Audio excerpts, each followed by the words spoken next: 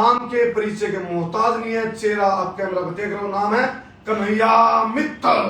जय श्री श्याम। जय श्री श्याम जी। जय श्री श्याम, जय सिया राम, जय माता दी। स्टेज पर आपने देखा होगा जो एनर्जेटिक परफॉर्मेंस है, जो भक्ति की रंग में रंगे हुए कन्हैया मित्तल जी आपने दिखेंगे, उस टाइम ये सबसे तले तले के ऊपर तक हाले हैं, एडी तक चोटी तक। लेकिन ये एक और नई चीज करी है, वो यह है दिमाग भी अलग है। क्योंकि कोई भी किसी कैटेगरी तक जुड़ा हो तो उस कैटेगरी में अच्छी चीज आने लग जाए तो फिर सोचना पड़े। अब हम बारीकी तक पूछेंगे, भाई रजाई का उछाड़ तारेंगे ताकि आपने बेरा पड़े भी भीतर रजाई का उछाड़ कर क्या चीज चल रही है।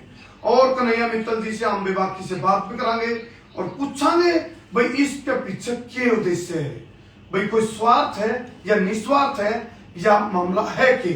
कन्हैया मित्तल जी, पहली बात तो आप के बारे में देखो वही बात है, आप तो अपना मुंह तो बताएंगे, लेकिन हमारे गुप्त सूत्र काला हुआ है, एक गुप्त सूत्र धोड़ा हुआ है।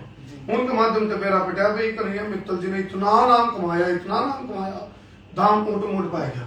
फिर उस दाम को आप कहीं और जगह भी लगा सकते, लेकिन उस दाम ने झुग्गी झोपड़िया में या 1 रुपया में खाना खिलाना और 1 रुपया में लत्ते कपड़े देना, इसके पीछे क्या लॉजिक है, कैसे होगा ये?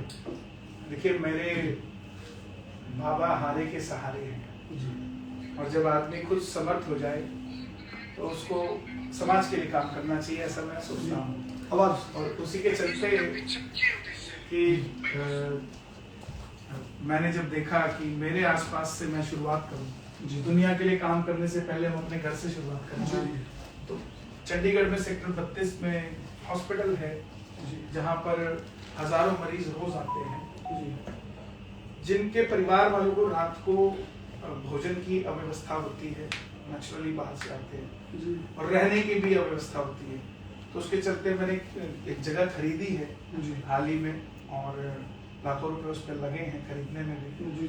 उसके अंदर मैं उनके रात को रहने का व्यवस्था करने वाला हूँ। ज्यादा बड़ी जगह नहीं है, 15-20 लोगों को मैं रुका सकता हूँ उसमें, और एसी उसमें प्रोविजन हम देंगे।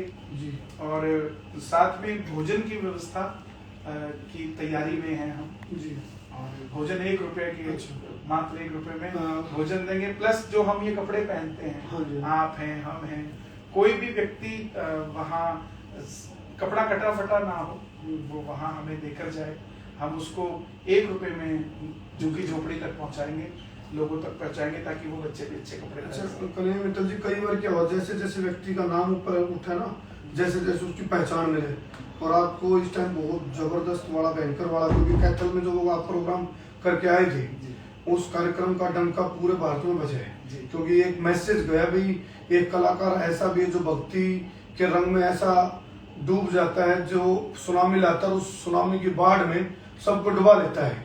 तो उसका बहुत खुड़का दुड़का होया। तो इस नाम, इतना नाम होने के बाद जो झुग्गियों में जाओगे और फिर ये कपड़े बांटते फिरोगे, कभी कभी मन में ऐसा भी आओ विचार भी लोग मेरे बारे में इतना बड़ा नाम है करने क्या लग रहा है, इस तरह की भावना भी आ जाती है? ऐसी कोई भावना नहीं है, और मैं तो ये प्रेरणा स्रोत के तौर पर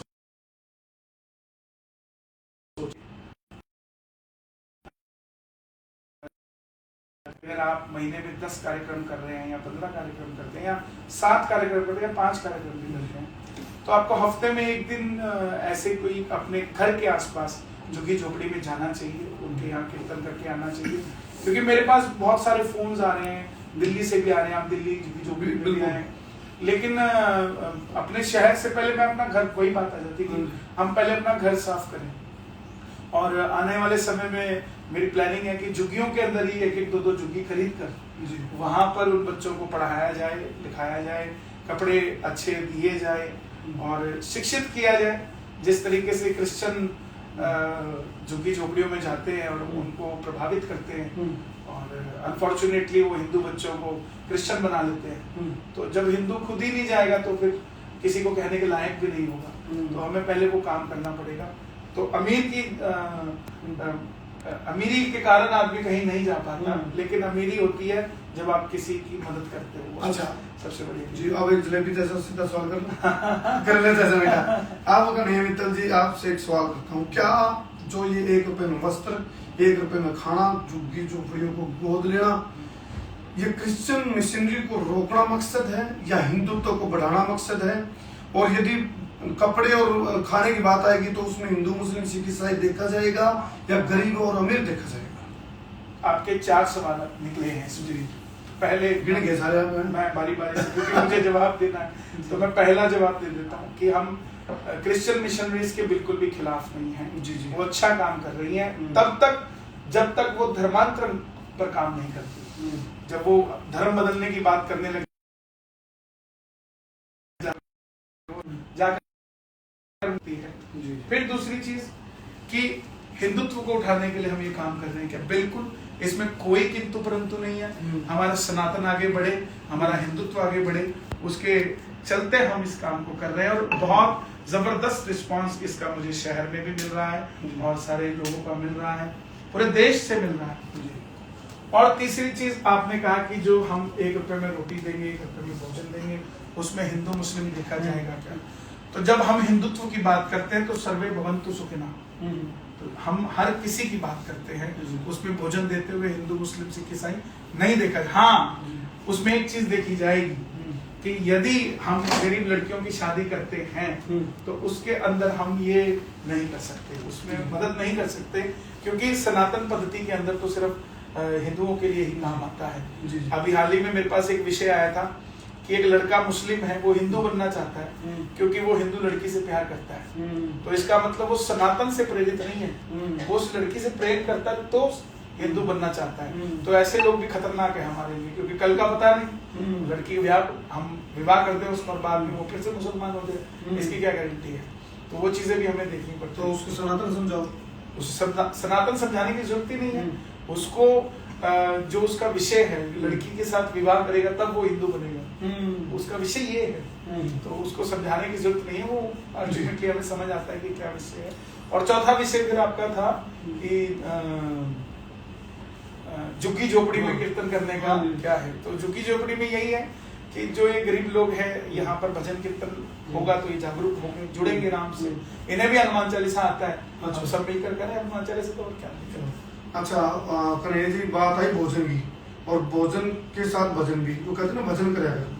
तो भजन और भोजन, आपके जो चाहने वाले हैं, जो आपको सुनते हैं दिन रात, आपकी उसमें मगन रहते चला चला के आपके भजन, तो वो कहते हैं भी हमें भोजन की जरूरत नहीं, हमें भजन की जरूरत है।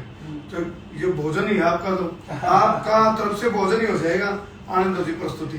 कहते हैं कि बिना भोजन के भजन भी नहीं होता है। हाँ जी, तो हर चीज भूखे पेट ना कोई भजन को पाला, ये लो अपनी। तो ये मैं सुनाता हूँ आपको शायरी में।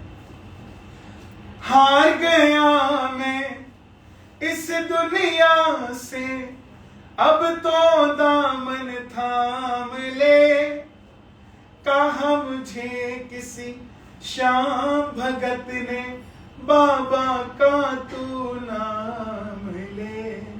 जिन पर किया भरोसा मैंने, छोड़ गए वो रोड पे, लेने आ जा खाटू वाले, रिंगस के उस मोड़ पे। आ गया मैं दुनियादारी सारी बाबा छोड़ के, लेने आ जा खाटू वाले, रिंगस के उस मोड़ पे। देखो, संगीत एक ऐसा शब्दों का समुद्र है कन्हैया जी, सम्मोहित कर देता है। अब कई बार है ना, जैसे कोई डिमोरलाइज इंसान है, हौसला टूटा हुआ, आत्मबल गिरा हुआ है, आत्मविश्वास टूटा है, उसके जब कोई आत्मबल का, आत्मविश्वास का बारूद बढ़ने वाला कोई भक्ति का जब भजन उसके आगे आ जाए, तो शायद उसको मनोबल इतना तो हो जाएगा भी वो कुछ करने के लिए। बाबा पर तुझ पे भरोसा है, जीतूंगा एक दिन, मेरा दिल ये कहता है। मेरे माझी बन जाओ, मेरी नाव चला जाओ, बेटे को बाबा शाम तुम गले लगा जाओ। हारा हूँ बाबा पर तुझ पे भरोसा है।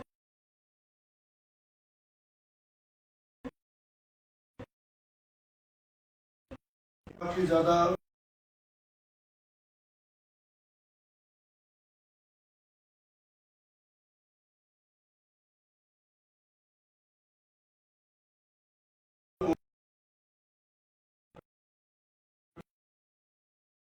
जीसस के साथ रख दिया।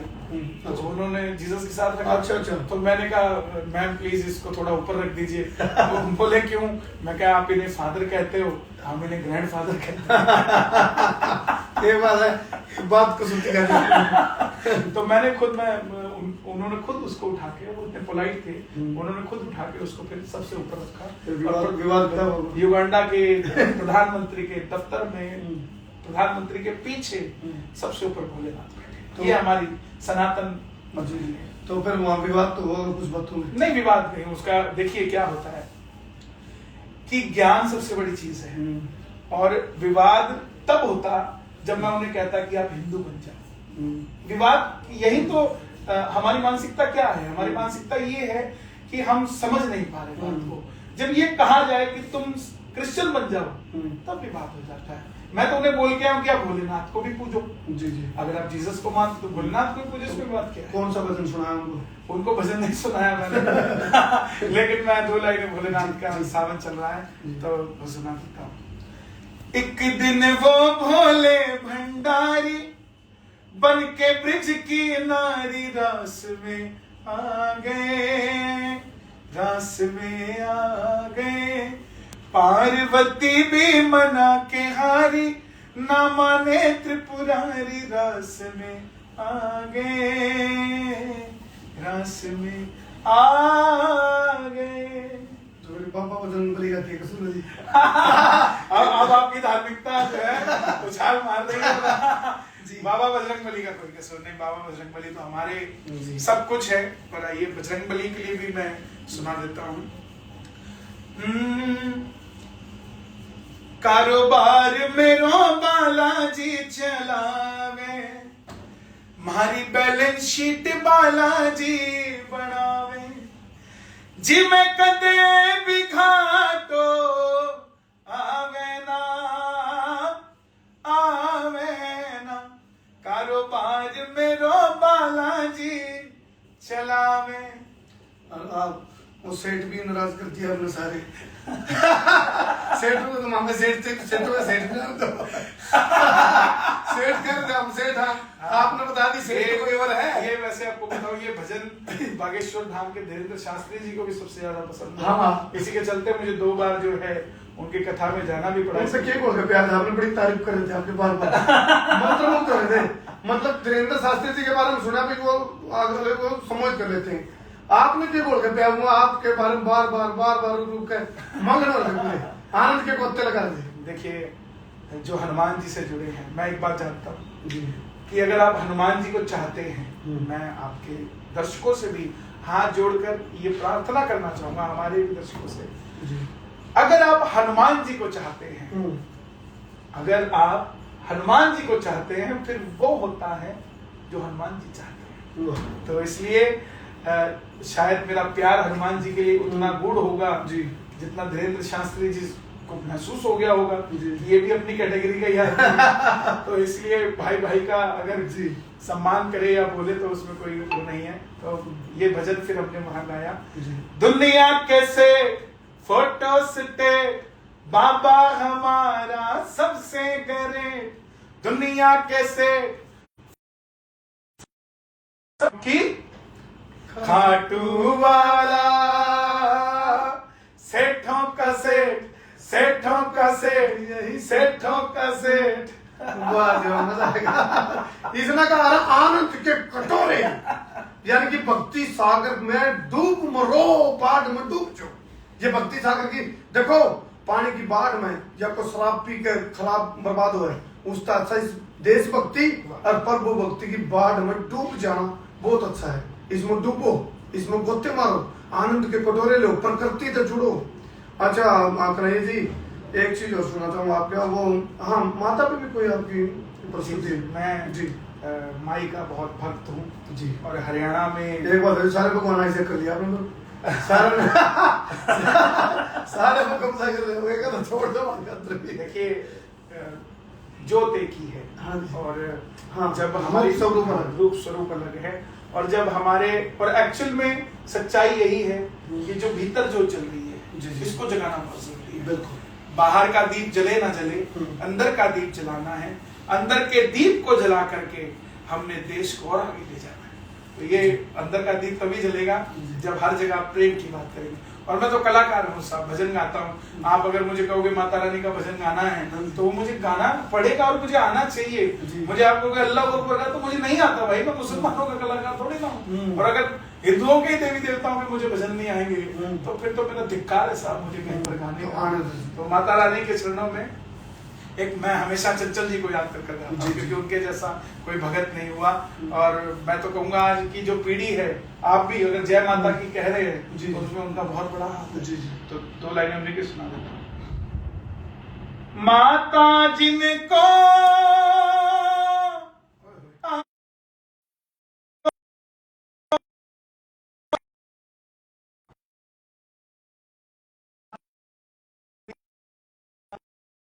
वाले होते हैं, चलो बुलावा आया है, माता ने बुलाया है।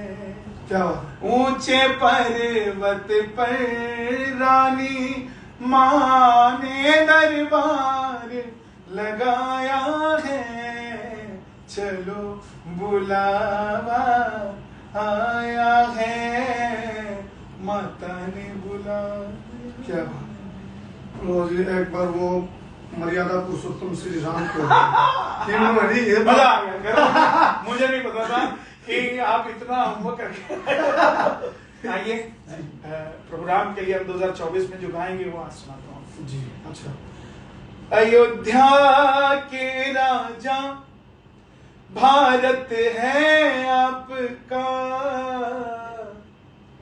महलों में आओ स्वागत है आपका, जो भूल हुई हमसे हमें माफ जरा कर दो, महलों में राजा राम तुम पाओ जरा धर दो, अयोध्या के राजा भारत है आपका। और इसके जो अंतरा लिखा आप कहोगे कि आप कहीं और की बात कर रहे हो, लेकिन ये सत्य है जो मैं गा रहा हूं जी। बाबर ने राम जी मंदिर को तोड़ा, अपने योगी बाबा जी ने मंदिर को जोड़ा, आए भगवाधारी है, महलों की तैयारी है, अयोध्या के राजा भारत है आपका, महलों में आओ स्वागत है आपका। दिल गार्डन गार्डन हो गया, दिल बाग बाग हो गया। वो कहते ना हृदय की गहराई, दिल की गहराई तो दिल का चोआ में तो गठरी बैंक है, बुरट्टे भर के झोले ठोक के बोरे भर के। आपका ढेर सारा धन्यवाद और आपको ढेर सारी शुभकामनाएं, क्योंकि 2024 का गाना पहले लीक करवाई थी और वास्तव में दर्शकों की डिमांड थी, भाई सुनना चाह रहे थे। और बहुत सारी चीजें हैं जो कुछ ऐसे अनछुए पहलू हैं जो कन्हैया मित्तल जी के बारे में लोग जानना भी चाहे हैं, और बहुत अच्छा लगे जी। और आप इसी प्रकार लगे रहो। हमने मतलब आज हमारे मिलियंस फॉलोअर्स इंस्टाग्राम पे अच्छा लाइव देख रहे हैं आपके इस चैनल को। और कन्हैया मित्तल जी का इंस्टाग्राम पे भी लाइव चल रही हूँ और 1 मिलियन का परिवार हो गया कन्हैया मित्तल जी का। और सुना भाई एक चीज को वहां जाने जाने मैंने कहा था, जाति पाति पार्टी धर्म संप्रदाय इसके ऊपर उठकर मानवता जाति मानवता धर्म को समझना पड़ेगा। देर में समझ में आई तो लेट हो जाओगे, यदि पहले ना समझ में आएगी तो काम आ जाएगी। लेकिन कभी भी अपने वजूद और अपने अस्तित्व को नकारना चाहिए। जो अपने वजूद और अस्तित्व को यूं कह कर नकारते, अभी या किसी पार्टी की बात आ जाएगी या किसी धर्म की बात आ जाएगी। धर्म निरपेक्ष नहीं, धर्म सापेक्ष होना चाहिए। धर्म सापेक्ष, आप धर्म के बगैर, धर्म है धारण करने का नाम, धैर्य कोई धर्म की परिभाषा दी गई। आप जब धारण नहीं करोगे धर्म, उन्होंने आपने धर्म निरपेक्ष बड़ा बट्टा लग गया, मैं इसको गलत मानता हूँ। धर्म निरपेक्ष के धर्म निरपेक्ष होना चाहिए, धर्म सापेक्ष होना। ये गलत चीजें थोपी गई कुछ चीजें। हाँ, ये किसी पार्टी ने अपने वजूद और अपने अस्तित्व की बात करना, भजन के माध्यम से अपने अस्तित्व को बताना, वैदिक सत्य सनातन को उजागर करना, उसकी सच्चाई, उस महान परंपरा महान संस्कृति का बखान और गुणगान करना गुनाह नहीं है। कोई पार्टीवाद नहीं है। तो इसलिए मैं भी कहूं हर चीज से ऊपर उठ के अपने अस्तित्व को समझो। बैक टू द रूट, जड़ों को दोबारा जाना ही पड़ेगा। जड़ तो ऊपर उठा पेड़ सूख कर पड़ जाएगा। आप जड़ को छोड़कर नहीं सोचोगे मैं बिना जड़ का पेड़ हूं। जड़ को नहीं भूलना चाहिए। और जड़ हमारा है वैदिक सत्य सनातन। बोल सच्चे दरबार की जय, सत्य सनातन धर्म की जय, खाटू नरेश की जय हो। बहुत बहुत धन्यवाद। मैं हूं तारा देसी, पत्रकार कर्मू। जय हिंद, जय हरियाणा, जय जवान, जय किसान। Thank you.